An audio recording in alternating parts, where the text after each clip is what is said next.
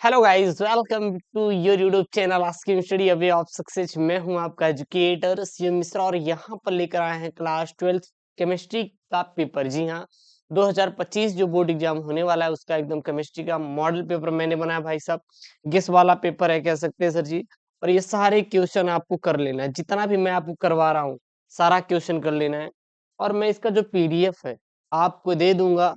अब आपके अपने एप्लीकेशन एसकेएम स्टडी, जी हाँ, आपका अपना एप्लीकेशन है एसकेएम स्टडी, उस पर आपको इसका पीडीएफ मिल जाएगा। कुछ नहीं करना है, गूगल प्ले स्टोर से एसकेएम स्टडी एप्लीकेशन डाउनलोड कर लीजिएगा।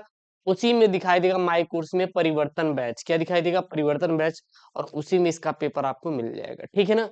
या फिर आप टेलीग्राम के थ्रू भी ले सकते हैं, कोई दिक्कत नहीं। या फिर टेलीग्राम एसकेएम स्टडी ज्वाइन कर लीजिए, नहीं तो आपका अपने एप्लीकेशन है एसकेएम स्टडी, वहां पर परिवर्तन बैच के नाम से दिखाई देगा। हाँ, माई कोर्स में आपको मिल जाएगा, वहां पे इसका पीडीएफ सर जी आपको उपलब्ध रहेगा।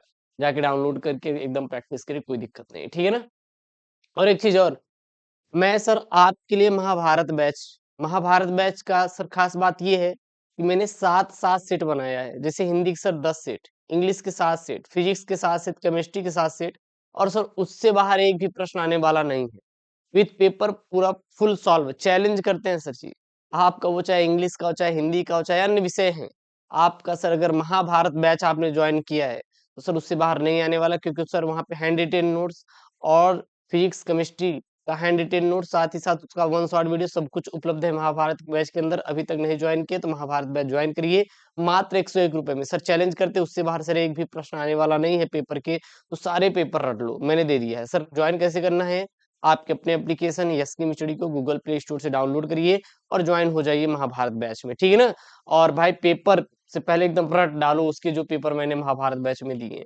तो चलिए सर यहाँ पे देखेंगे। सर 70 नंबर का क्या रहेगा, सर आपका पूर्णांक रहने वाला है। और महाभारत बैच को ज्वाइन करने का जो लिंक है गूगल प्ले स्टोर का, डिस्क्रिप्शन बॉक्स के अंदर है। 3 घंटे 15 मिनट का आपके पास क्या दिया जाएगा सर, टाइमिंग दिया जाएगा क्लास 12 केमिस्ट्री के पेपर में। और ये आपका क्या रहता है, यहाँ पे नाम लिखने के लिए रहेगा, यहाँ पे अनुक्रमांक।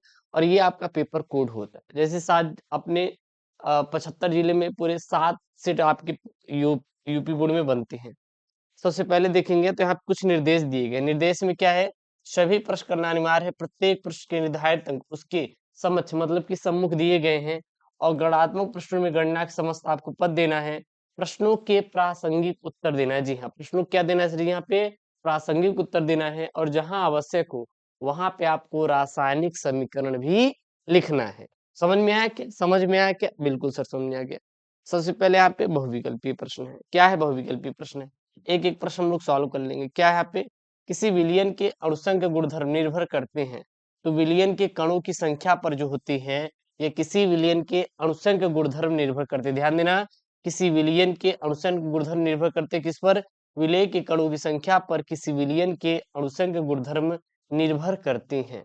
अगला यहाँ पे आपका बहुत प्यारा प्रश्न है, के Mn4 में Mn की ऑक्सीकरण संख्या कितनी होती है सर जी। तो इसकी ऑक्सीकरण संख्या +7 होती है। कितनी होती है, +7 होती है। CuNH3 का होल 4 Cl2, Cl में जो कोबाल्ट की उपसंयोजक संख्या है ये कितनी है सर जी, तो ये आपकी कितनी है सर, 6 हो जाएगी। तो राइट ऑप्शन आपका चौथा वाला यहाँ पे हो जाएगा, ठीक। अगला यहाँ पे आपका जो प्रश्न है, अगला आपका प्रश्न क्या है, ध्यान देना। अगला यहाँ पे आपका प्रश्न जो है, ध्यान देना, ये है इटार्ड अभिक्रिया में टालुइन को बेंजल्डिहाइड में ऑक्सीकृत करता है। तो जो इटार्ड अभिकर्मक होता है वो टालुइन को जो बेंजल्डिहाइड में ऑक्सीकृत करता है वो करता है CrO2Cl2। CrO2Cl2 ये Cr है, CrO2Cl2 कहाँ पे है, यहाँ पे है। ये आपका जो हो जाएगा वो हमारा राइट ऑप्शन हो जाएगा, ठीक है ना। अगला यहाँ पे देखिए आपके आपके सामने प्रश्न है। प्रश्न क्या है, प्रश्न ये है, बेंजिल डाइएजोनियम क्लोराइड की अभिक्रिया क्षारीय माध्यम में फिनॉल से होने पर परिणाम क्या होता है भैया। तो पी हाइड्रोक्सो, यहाँ पे है ना, यहाँ पे है तो यहाँ पे पी हाइड्रोक्सी एंजो बेंजीन बनता है। क्या बनता है, पी हाइड्रोक्सी एंजो बेंजीन बनता है। राइट ऑप्शन आपका सेकंड वाला हो जाएगा। उसके बाद अगला यहाँ पे प्रश्न है। प्रश्न क्या है, प्रश्न ये है कि भैया किस विटामिन की कमी से रतौंधी होता है। तो विटामिन ए की जो कमी होती है इससे हमारा गुरुदेव रतौंधी होता है। विटामिन ए की कमी से अपना रतौंधी रोग होता है। लो भैया अगला यहाँ पे प्रश्न है दूसरे का क्या बोल रहा है, किसी विलयन की मोलरता तथा मोललता के बीच अंतर स्पष्ट कीजिए और इसके मान तापक्रम में परिवर्तन के साथ किस प्रकार प्रभावित होते हैं। तो सबसे पहले मोललता के बारे में लिखते हैं। मोलरता क्या होता है, किसी विलयन के 1 लीटर में उपस्थित विलेय की मोलक संख्या को हम लोग क्या कहते हैं, मोलरता कहते हैं। मोलरता का जो फॉर्मूला होता है विलेय की मोलक संख्या बटे विलयन का आयतन लीटर में, ये किसका होता है सर जी, मोलरता को, और मोलरता को कैपिटल एम से दिखाते हैं। ठीक, वहीं पे अगर हम बात करते हैं मोलरिटी मतलब मोललता, मोललता क्या होता है, किसी विलयन के 1 किलोग्राम विलायक में उपस्थित विलेय की मोलक संख्या को मोललता कहते हैं। मोललता को स्मॉल एम से प्रदर्शित करते हैं। मोललता बराबर क्या हो जाएगा, विलेय के मोलक संख्या बटे विलायक का द्रव्यमान किलोग्राम में। अगला प्रश्न है, पाइरोलुसाइड से पोटेशियम परमैंगनेट बनाने की विधि का वर्णन कीजिए तथा परमैंगनेट आयरन का क्या लिखिए, संरचना का सर आपको सूत्र भी लिखना है। तो पाइरोलुसाइड से पोटेशियम परमैंगनेट बनाने की विधि का आपको वर्णन करना है और परमैंगनेट आयरन का संरचना का आपको सूत्र भी लिखना है। चलिए सर इसका कर लेते हैं। सबसे पहले लिखते हैं यहाँ पे पाइरोलुसाइड। पाइरोलुसाइड का फॉर्मूला क्या होता है, MnO2 का K2CO3 के साथ गर्म करना। हमें क्या बनाना, पाइरोलुसाइड से पोटेशियम परमैंगनेट बनाना है, काम खत्म हुआ। ठीक है ना। तो अगर उसको बनाना है तो 2 स्टेप अपनाना पड़ेगा। सबसे पहले क्या करते हैं, जो पाइरोलुसाइड होता है इसका हम लोग K2CO3 के साथ क्या कराते हैं, क्रिया कराते हैं, गर्म करते हैं। जब MnO2 को K2Cr2 K2 सॉरी K2CO2 के साथ वायु की उपस्थिति में गर्म करते हैं, K2MnO4 बनता है। क्या बनता है, K2MnO4 बनता है। और जब इसी को जल में घोलकर इसका ऑक्सीकरण देते हैं तो हमारा क्या बनता है, तो प्राप्त K2MnO4 को जल में घोलकर क्लोरीन गैस से ऑक्सीकृत किया जाता है तो KMnO4 बनता है, यानी कि पोटेशियम परमैंगनेट बनता है। क्या बनता है, पोटेशियम परमैंगनेट बनता है। इसका संरचना लिखना था ना, तो लिख सकते हैं यहाँ पे परमैंगनेट आयन यानी MnO4 आयन में मैग्नीज पर ऑक्सीकरण संख्या +7 होती है और इसकी संरचना चतुष्फलकी होती है। कैसी संरचना होती है, चतुष्फलकी, जिसमें मैग्नीज परमाणु केंद्र में होता है और 4 ऑक्सीजन परमाणु इसके चारों ओर क्या होते हैं सर, उपस्थित होते हैं। अगला यहाँ पे आपका जो प्रश्न है वो है, उपसंयोजक यौगिकों में आयनन समवायता तथा बंधनी समवायता को उदाहरण सहित समझाइए।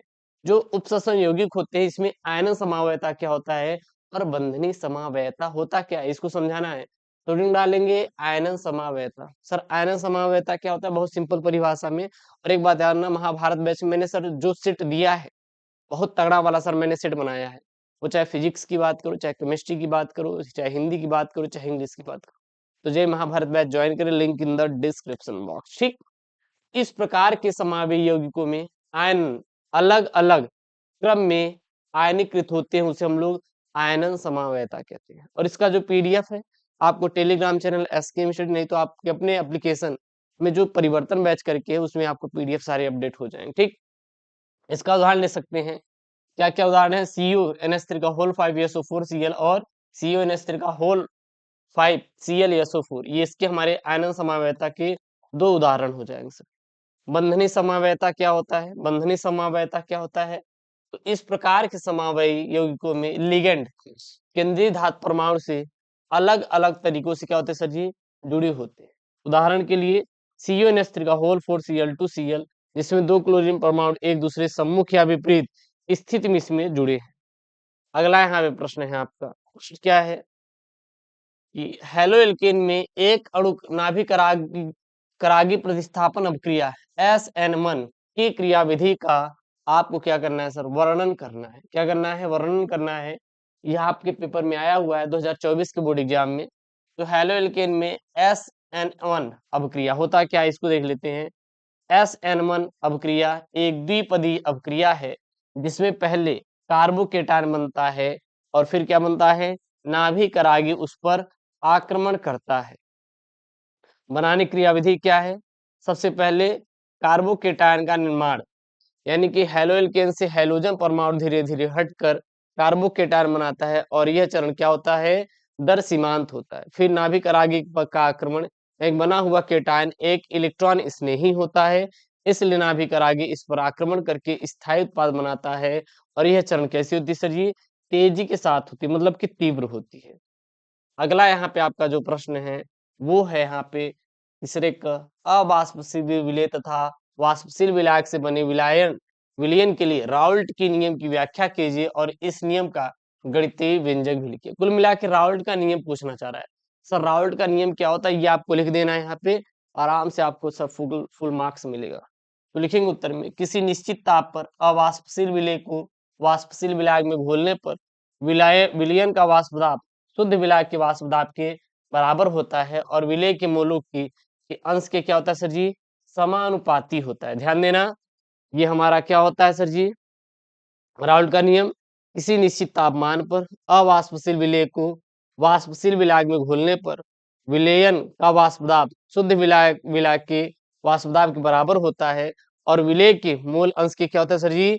समानुपाती होता है। इसका गणितीय रूप यानी कि फॉर्मूला क्या लिखेंगे? P बराबर P not A plus into x a, P बराबर P not A into x a, और एक क्या हो जाएगा? P बराबर P not A into x b. फिर दोनों को ऐड कर देंगे, जहां P बराबर विलयन का वाष्प दाब हो जाएगा और यहाँ पे P नॉट A बराबर क्या हो जाएगा? शुद्ध विलायक का वाष्प दाब, और x से क्या हो जाएगा? विलायक का मोल अंश। ये क्या है? राउल्ट का नियम है। अगला यहाँ पे प्रश्न है आपका, एथेनॉल के निर्जलीकरण की क्रिया विधि समझाइए। भैया एथेनॉल का निर्जलीकरण कैसे होता है उसकी क्रिया विधि समझाना है सर जी। तो नंबर का है, बहुत सिंपल है। एथेनॉल का निर्जलीकरण का मतलब है कि एथेनॉल से जल को हटाना। यह एक महत्वपूर्ण रासायनिक प्रक्रिया है जिसका उपयोग कई औद्योगिक प्रक्रिया में हम लोग करते हैं। सर क्रिया विधि इसका लिखना है, तो इसका क्रिया विधि लिख सकते हैं। एथेनॉल के सांद्र सल्फ्यूरिक अम्ल के साथ गर्म करने पर यह निर्जलीकरण की प्रक्रिया से गुजरता है और एथीन गैस बनाता है। क्या बनाता है? एथीन गैस बनाता है।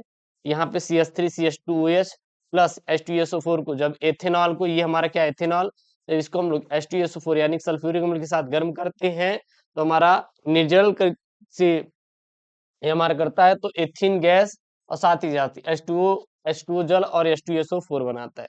ये हमारा क्या है? एथीन गैस है। ठीक, मेन यही है अपना। बाकी इसको करना है तो आप लिख सकते हैं कि यह प्रक्रिया 2 चरणों में होती है। सबसे पहले चरण में एथिल हाइड्रोजन सल्फेट का निर्माण होता है, अर्थात एथेनॉल सल्फ्यूरिक अम्ल के साथ अपक्रिया करके एथिल हाइड्रोजन सल्फेट बनाता है। फिर एथीन का निर्माण होता है लास्ट में, यानी कि एथिल हाइड्रोजन सल्फेट उच्च तापमान पर विघटित होकर एथीन और क्या बनाता है सर? जल देता है। अगला प्रश्न है यहाँ पे सर जी, क्या है यहाँ पे प्रश्न? ग वाला, फेहलिंग विलयन तथा सिर्फ अभिकर्मक द्वारा एल्डिहाइड और कीटोन में भिन्नता स्पष्ट कीजिए। सर एल्डिहाइड और कीटोन ये क्या होता है?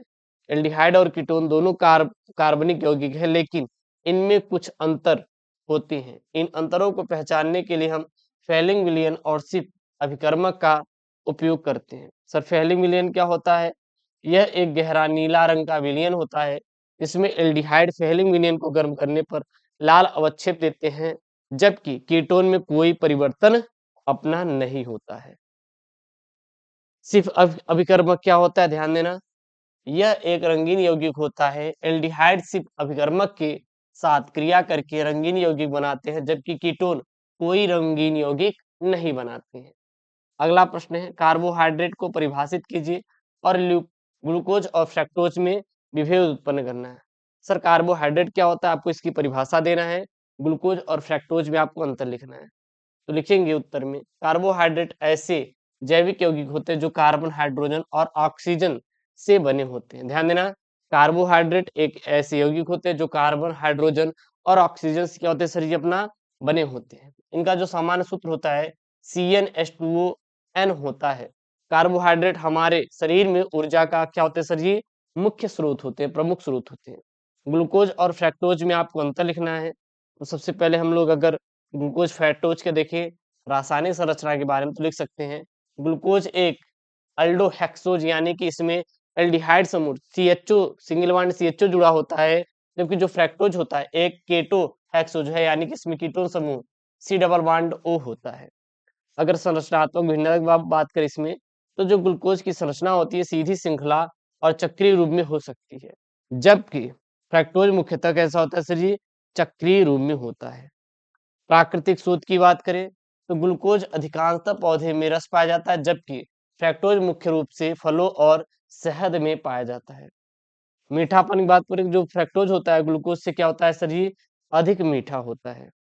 अगला यहाँ पे आपका प्रश्न है सर जी, ये न्यूमेरिकल है। आपको जब न्यूमेरिकल टाइप के प्रश्न दिखे तो आपको अपना दिमाग नहीं खराब करना है, बहुत प्यार से हल करना है। सर कैसे? आप जब भी न्यूमेरिकल देखेंगे केमिस्ट्री में तो ये सर दो टाइप से देगा, मतलब उसमें दो प्रश्न जरूर रहेंगे। एक तो किसी न किसी चीज की परिभाषा पूछेगा, दूसरा उसमें न्यूमेरिकल करेगा सर, 3 नंबर का दे देगा, मतलब 1.5 नंबर तो आपका फिक्स है आना 3 में से।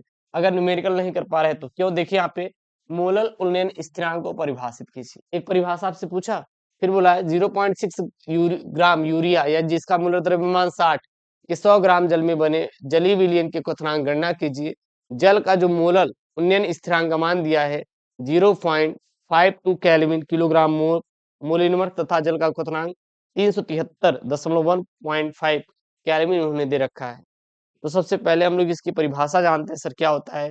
तो मोलल उन्नयन स्थिरांक होता क्या है? तो किसी विलायक के 1 किलोग्राम में 1 मोल अवाष्पशील विलेय के घोलने पर विलयन के क्वथनांक में होने वाले वृद्धि को मोलल उन्नयन स्थिरांक कहते हैं और इसे केबी से प्रदर्शित किया जाता है। किसे लिखा जाता है सर? केबी से। क्वथनांक की गणना अगर करना है तो क्या क्या दिया है, सारा यहाँ पे अपना वैल्यू लिख लेंगे। जैसे कि यूरिया का द्रव्यमान 0.6 ग्राम, यूरिया का मोलर द्रव्यमान 60 ग्राम प्रति मोल निकाल लेंगे। ठीक, जल का द्रव्यमान 100 ग्राम, इसको किलोग्राम बदलेंगे 0.1 हो जाएगा। जल का मोलल उन्नयन स्थिरांक केबी का इन्होंने मान दे रखा है। जल का क्वथनांक टी नॉट का इन्होंने मान दे रखा है।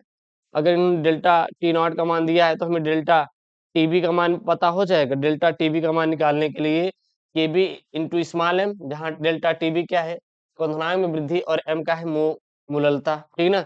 अगर हमें ये निकालना है तो सबसे पहले मोललता निकालनी होगी, मोललता आ जाएगा तो हम लोग केबी का मान यहाँ पे मिला ही है, गुणा कर देंगे डेल्टा टीबी आ जाएगा। हमें यही तो निकालना है अपना, है कि नहीं।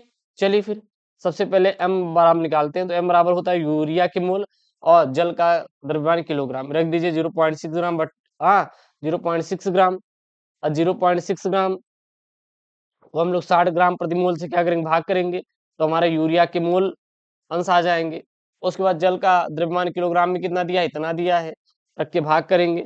एम की जो वैल्यू आ जाएगी वो आ जाएगी कितनी सर जी, 0.6। जब ये सब करेंगे तो 0.1 मोल प्रति किलोग्राम आ जाएगा।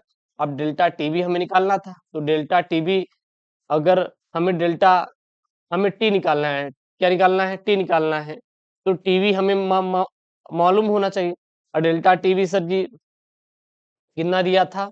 अब अगर डेल्टा यहाँ पे एम आ गया तो डेल्टा टीवी निकाल सकते हैं ना। अगर हमें एम आ गया तो डेल्टा टीवी हम निकाल सकते हैं, के बी इंटू एम। के बी यहाँ से एम अभी निकाला तो डेल्टा टीवी निकल जाएगा, डेल्टा टीवी निकल जाएगा। एम यहाँ पे है, के बी वहां पे दिया था, तो डेल्टा टीवी का मान आ जाएगा ना, गुणा कर देंगे दोनों का, तो डेल्टा टीवी कितना आ गया, 0.52 केल्विन। अब हमें टी चाहिए, विलयन का क्या चाहिए, क्वथनांक चाहिए। तो अगर टी चाहिए तो T not plus delta TB, delta T not दिया था, डेल्टा टीबी अभी निकाला है, और रखेंगे वैल्यू कितना आ जाएगा, 373.20 केल्विन। यही क्या हो जाएगा, इसका आंसर हो जाएगा। उसके बाद अगला यहाँ पे ख वाला प्रश्न है, क्या बोल रहा है, ध्यान देना। विद्युत रासायनिक सेल तथा वैद्युत अवघटनीय सेल के बीच अंतर स्पष्ट कीजिए और कोलराउस नियम का उल्लेख कीजिए और इसके अनुप्रयोग को भी लिखना है। तो वैद्युत रासायनिक सेल और वैद्युत अवघटनीय सेल में अंतर, सबसे पहले हेडिंग डालेंगे वैद्युत रासायनिक सेल। तो यह सेल रासायनिक ऊर्जा को विद्युत ऊर्जा में क्या करता है, परिवर्तित करता है, सबसे पहला पॉइंट। इसमें स्वतः स्फूर्त रेडॉक्स अभिक्रिया होती है। इसका उपयोग विद्युत ऊर्जा उत्पन्न करने के लिए किया जाता है, जैसे बैटरियों में। अगला, एनोड पर ऑक्सीकरण, कैथोड पर क्या होता है सर, इसमें अपचयन होता है।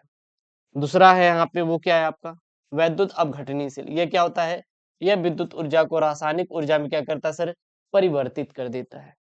इसमें गैर स्वतः स्फूर्त अभिक्रियाओं को विद्युत धारा प्रवाहित करके किया जाता है। इसका उपयोग रासायनिक यौगिकों के अपघटन में किया जाता है, जैसे धातु के निष्कर्षण में। एनोड पर ऑक्सीकरण और कैथोड पर क्या होता है सर, इसमें अपचयन होता है। सर कोलराउस का नियम क्या होता है, ध्यान देना। कोलराउस नियम के अनुसार किसी इलेक्ट्रोलाइट के मोलर चालकत्व यंग डेल्टा लैम्डा का अंतिम मान विभिन्न आयनों की व्यक्तिगत योगान योगदानों का क्या होता है, योग होता है, और इसे निम्नलिखित प्रकार से व्यक्त करते हैं। डेल्टा एम अनंत बराबर delta M plus plus delta minus, ठीक ना। जहां पे डेल्टा प्लस और डेल्टा माइनस जो है ये धनायन और ऋणायन के अंतिम छोर के मोलर मतलब अंतिम मोलर क्या है, चालकत्व है। कोलराउस के नियम के अनुप्रयोग क्या क्या है? तो सबसे पहला अनुप्रयोग है कमजोर इलेक्ट्रोलाइट्स के लिए अंतिम चालकता का अनुमान लगाना, किसी अज्ञात इलेक्ट्रोलाइट के आयनों के योगदान को चालकता का निर्धारण करना, जल में इलेक्ट्रोलाइट के घुलनशीलता के निर्धारण में हम लोग इसका उपयोग करते हैं। ठीक, बाकी ये सारे प्रश्न आप लोग खुद से कर लेना जो जो मैं यहाँ पे दे रहा हूँ आगे वाले। और ध्यान देना, आप लोग महाभारत बैच में जो मैंने सर पेपर दिया है ना, सेट सब रट लेना, 100 नोट्स है, 1 शॉर्ट वीडियो, सब कुछ रट लेना। चैलेंज करते सर बाहर नहीं आएगा। महाभारत बैच कुल मिला के सर जी इलाज है पूरे बोर्ड पेपर का। जैसे मान लीजिए कल आपका एग्जाम है, आज आप पूरा रट के चले जाइए, आप पूरा नंबर खींच के लेके आओगे, वो गारंटी मेरी है। अवक्रिया की आणविकता और कोड को परिभाषित कीजिए। प्रथम कोड की अवक्रिया के लिए वेग स्थिरांक को समाकलित वेग समीकरण से व्युत्पन्न कीजिए। सब सॉल्व कर लेना, ठीक ना। LuOH का होल थ्राश की अपेक्षा LaOH का होल थ्राश अधिक क्षारीय होते हैं, ऐसा क्यों? संगुण तत्वों के अनुचुंबकीय लक्षण रंगीन आयनों के बनने पर संक्षिप्त टिप्पणी लिखिए। फिर यहाँ पे आपका 5 का कह देखिए, न्यूमेरिकल है तो एक परिभाषा भी इन्होंने दे रखा है कि ईंधन सेल क्या होते हैं। साधारण सेल की तुलना में H2OT ईंधन सेल के 2 लाभ का वर्णन कीजिए और उनकी सेल का आपको विद्युत वाहक बल ज्ञात करना है। फिर यहाँ पे देखिएगा एक न्यूमेरिकल दिया है तो उसी में एक परिभाषा भी दिया है, किसी यौगिक के वेग पर ताप का प्रभाव क्या होता है। और फिर एक प्रथम कोड की अभिक्रिया 10 मिनट में 20% पूर्ण होती है, तो अभिक्रिया के 80% पूर्ण होने में लगने वाला समय ज्ञात करना यहाँ पे दिया है। ठीक, अगला यहाँ पे CrNH3 का होल 6 3 आयन अनचुंबकीय, जबकि NiCN का होल 4 2 प्लस जो है यहाँ पे प्रतिचुंबकीय होता है। संयोजकता आबंध सिद्धांत के आधार पे आपको समझाना है। उसके बाद यहाँ पे देना है आईपीएसी नाम। तो भैया इसका आईपीएसी नाम क्या हो जाएगा? इसका आईपीएसी नाम हो जाएगा पोटेशियम हेक्सा 20 यानी कि ऑक्सलेटो क्रोमेट थर्ड हो जाएगा। और इसका आईपीएसी नाम हो जाएगा टेट्रामाइन क्लोरो नाइट्रेटो प्लेटिनियम सेकेंड सल्फेट हो जाएगा। ठीक, अगला यहाँ पे है आपका न्यूक्लिक अम्ल क्या होते हैं, डीएनए की संरचना का सचित्र वर्णन कीजिए। प्राथमिक प्रोटीन की प्राथमिक और द्वितीय संरचना की व्याख्या कीजिए।